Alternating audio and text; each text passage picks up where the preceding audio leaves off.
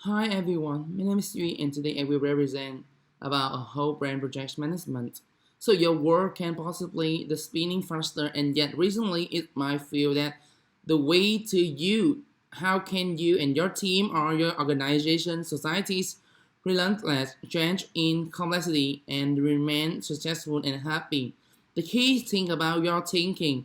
Thinking is your brain's process of making sense of the world, but ways of thinking are different for each of us, meaning we all process information differently. How often have you asked yourself, and why doesn't this person just do it the way that makes sense? And why does messy dash drive some people crazy, while others feel inspired by it? Why did client relationship break down? And why is that some people get your point right away, while others never seem to understand you? Your frustrations are too real. But imagine if you had a simple way to decode order without exhausting yourself. Thankfully, you do. It's called whole brain thinking. So, whole brain thinking provides a roadmap for your thinking journey. Understand your own thinking will help you be more effective at work and you can collaborate better with others. One of the first steps in your journey will be taking the HBDI, which measures your personal thinking preferences, and the result will bring clarity to how you think about the world around you. As a result, you all will overcome an unless in work and everyday life. You shred your thinking to make you more present, effective, engaging, and importantly, your thinking is just the beginning because understanding others people thinking and making it easier for them to understand you is a productivity multiplier. So, I have divided my presentation into three main parts. The first one I will talk about thinking style that based on human brain dominant instruments. The second one is talk about four quadrants, A, B, C quadrant, and D quadrant. And the last one I will give you some references that I use for my presentation. Now, let's turn to thinking style. So, haven't heard about research that indicated two hemispheres of the brain seem to control different kind of thinking and worried how those different might affect learning, management, creativity, and other aspects human performance. Because the field was in its infant, he had to do a lot of research himself and found that the left autonomy didn't suffice to explain thinking differences. So, he postulated another axis based on cerebral limbic thinking. When this dimension is added, you have four pure styles that combine to yield a wide range of different thinking styles. They developing an instrument that measures these differences called Human Brain Dominance Instrument. You can call SBDI. The respondent received the profile like the report, the one shown in this figure over there. So, however, there is a correlation between reference and skill. So if you have a strong preference for engaging in a certain model of thinking, you will tend to do so frequently and thus get pretty good at it. So over time, preference probably does lead to skill. So you can see in this picture, the first one number here is low reference. The next one you have intermediate reference and next strong references. As you might expect, an individual can have a reference for thinking in only one of four modes. The HBDI provides for such a person, called single dominant, looks a bit like a kite. So, we sometimes refer to a profile as a kite. So, you can see here, and only about 5% of population is single dominant. And the sample profile is shown in this figure over there. It can be seen that it tends to be at upper right, the yellow part. Thus, this person in this part can have some skills such as integrated, visualizing, conceptualizing, generating ideas, and trusting intuition. And they are well brainstorming tends to reach jealous, and interest in the future. And they're easily annoying and also depend on guesswork. The best way can help them to increase preference dominance is make sense and intuition in perception. Don't be routine in their life and don't work at the same time, etc. When an individual likes to think in two modes, the profile is called double dominant, and there are two forms that can be taken by the kite. In one, the two referent quadrants are side by side. In other, they're diagonalized opposite each other. You can see here in this picture. So they are opposite side of each other. Okay. So the two possibilities are shown in this figure. Naturally, the attraction preference can be both left, both right, both half, or both quadrants.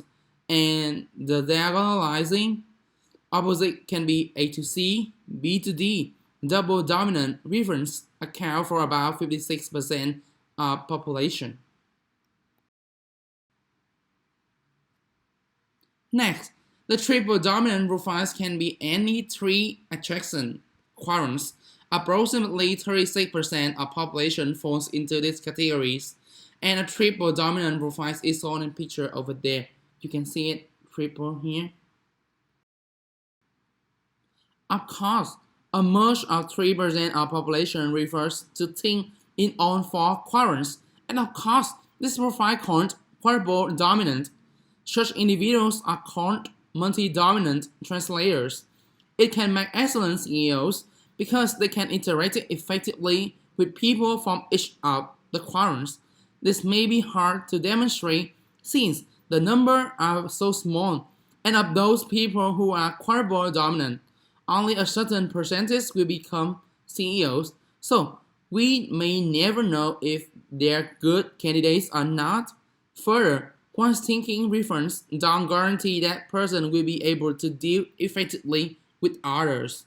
So, thinking is only part of the picture. So, with that little bit of background, let's look at the whole brain thinking. Now, as I said, the whole brain model divides our thinking into four parts, if you like, type of thinking, and the first one that we call the blue quadrant. The quadrant is logical, analytical, fast-paced, quantitative, and technical thinker. Now, if this is you, then at school you would have learned mathematics, science, computers, that type of things, chemistry, physics. Then, when the teacher says, "What are you going to be when you grow up?" you probably would have said that you want to be a pilot, you want to be an engineer, you want to get in a computer science. And those type of things when solving problems at work, says you are going to be very logical and analytical, and you probably love numbers and balance your checkbox. Let's explore the next one, which is the green quadrant, the organized, sequential, controlling, detailed, and planned thinker. And again, as good, you're going to like things that you organize, so you are not only organized but have structure and sequence. So, you like history because of dates, you like language because of grammar and the structure, you like geography, you like the source of subjects, you might even like things such as techniques. So where you are building structure and things. And as you grow up, where would we find you? Computer programming, logistic planning, human resource HR, administrative, time function, and when you make decision, you are going to be somebody who is going to do it very shallow way. You will collect a lot of information. You will probably get 3 or 4 proposals, and you can compare and contrast because you want to be very close and safe and uncertain. Next, the third one, the red quadrant, the red that we call the interpersonal feeling-based kinesthetic emotional. In many ways similar to Green in that, as good, you would love history, but now it wouldn't be about the structure and the dates. It would be about the historical drama, the emotional side of it. You would like language, but it would be the stories and your force. You would like social science. You would probably love sport, and you love the playground because that's where you will meet your friends. And when teachers say that, what are you going to be when you grow up?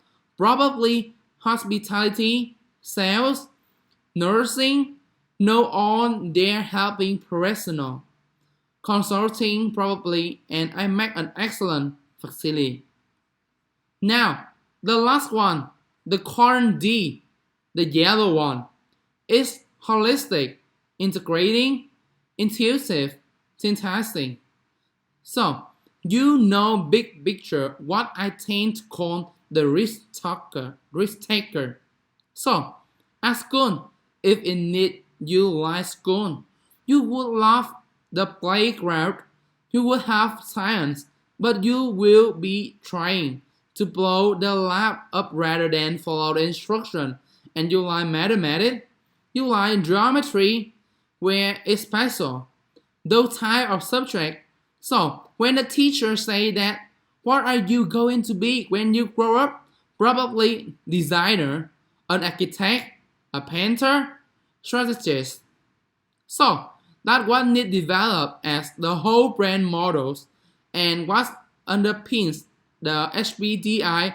That what we do through the HBDI is where you able to an give you an understanding of your thinking, preference, and how it will vary in terms of one or more of those four forums.